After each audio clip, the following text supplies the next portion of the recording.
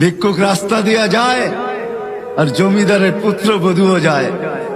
একজন সামনের থেকে আসতেছে, একজন সামনের দিকে যাইতেছে। দুইজনের ক্রসিং এর সময় ভিক্ষুকের গায়ের কাদা জমিদারের পুত্রবধূর গায়ে লেগে গেছে। সে দুনিয়া আন্ধার করে ফেলছে, স্বামীকে ডাইকা নিয়ে আসছে, বলছে ভিক্ষুক আমার কাপড় নষ্ট করে দিছে।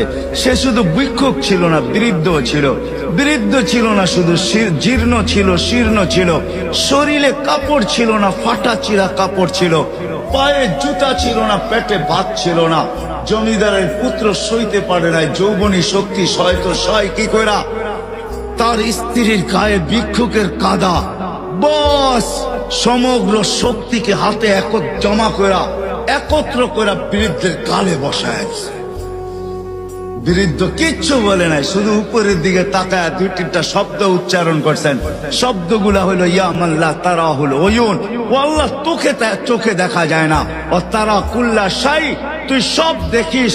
ফারা তারা মা বি, তুই কি দেখিস না আমার সাথে কি ঘটতেছে? এটা কি দেখিস না? বলতে দেরি যুবক, মরতে দেরি হয় নাই। জমিদার চলে আসছে, প্রতিশোধ নিবে।